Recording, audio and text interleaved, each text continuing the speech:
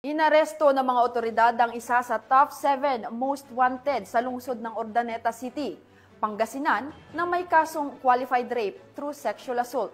Matapos ang matagumpay na operasyon ng pulisya sa nasabing lungsod.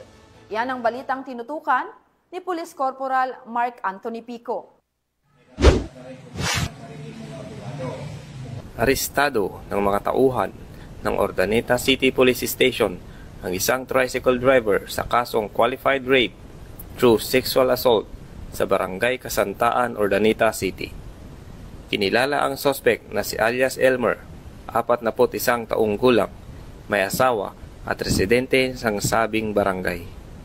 Inaresto siya sa bisa ng warrant of arrest para sa kasong qualified rape through sexual assault ng Article 266-A, Paragraph 2, kaugnay ng Article 266-B ng Revised Penal Code na inamyendahan ng RA 8353 na may criminal case number U-31193 na may piyansang nagkakahalaga ng 200,000 piso na pinirmahan ni Honorable Edwin Bautista Maynigo, Presiding Judge ng Family Court, 1st Judicial Region, Branch 16, Urdaneta City, Pangasinan, noong Agosto 6 taong kasalukuyan.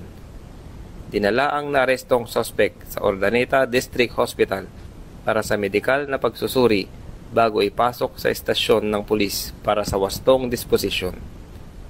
Patuloy ang paalala ng pulisya sa publiko na makipagtulungan sa mga otoridad sa pamamagitan ng pagbibigay ng impormasyon ukol sa mga wanted na personalidad upang mapanatili ang kapayapaan at kaayusan sa komunidad.